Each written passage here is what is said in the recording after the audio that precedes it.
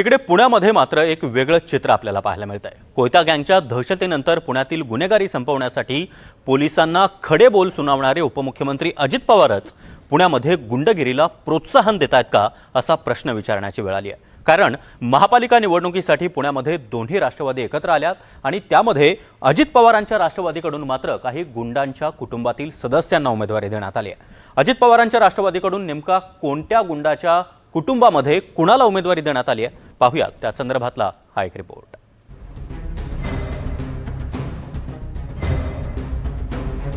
पुण्यात अजित पवार यांचा गुंडांना थारा।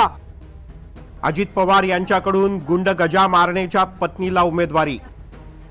गुंड आंदेकर कुटुंबातील दोघींना राष्ट्रवादीचं तिकीट। पुण्यामध्ये शिवसेना भाजपची युती फिसकटली तर दोन्ही राष्ट्रवादी एकत्र आले आहेत।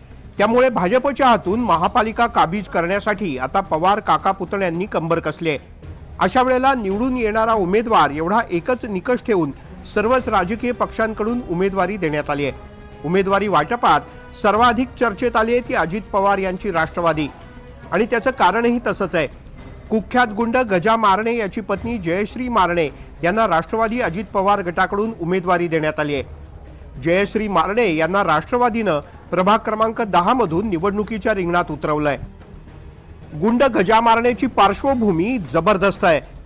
पुण्यातील गुन्हेगारी जगतात गजा मारणे मोठा गुंड आहे। अमोल बधे, पप्पू गावडे यांच्या खून प्रकरणात त्याला अटक झाली होती आणि 3 वर्ष तो येरवडा तुरुंगात होता। त्याच्यावर खून, खंडणी, अपहरण, दरोडा, धमक्या देणं एवढंच नाही तर संघटित गुन्हेगारी असे अनेक गंभीर गुन्हे दाखल आहेत। जामिनावर बाहेर आल्यानंतर त्याची भली मोठी रॅली राज्यात चर्चेचा विषय बनली। पुणे पोलिसांनी एकदा त्याची धिंड काढत त्याला गुडघ्यावर बसवलं होतं। पुणे पोलिसांनी गजा मारणेसोबत पार्टी केल्याचा प्रकारही बराच काळ चर्चेत राहिला। राष्ट्रवादी अजित पवार गटानं गजा मारणेच नाही तर गुंड आंदेकर कुटुंबाला सुद्धा उमेदवारी बहाल केली आहे।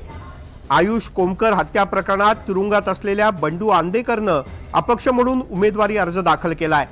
अर्ज भरताना त्यानं जोरदार घोषणाबाजी केली। लेकी का काम, आंदेकर का नाम।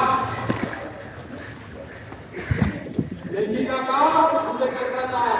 आंदेकर का नाम, आंदेकर का सामान। आता अजित पवार गटाकडून बंडू आंदेकर यांची भावजय लक्ष्मी आंदेकर आणि सून सोनाली आंदेकर यांना सुद्धा तिकीट देण्यात आलंय। पक्षाचा एबी फॉर्म जोडत या दोघींनीही आपापला उमेदवारी अर्ज दाखल केला। दुसरीकडे आंदेकर कुटुंबियांची दहशत मोडून काढण्यासाठी आणि आपल्या मुलाला न्याय मिळवून देण्यासाठी आयुष कोमकरची आई कल्याणी कोमकरनं शिंदे गटाकडून उमेदवारी मागितली होती।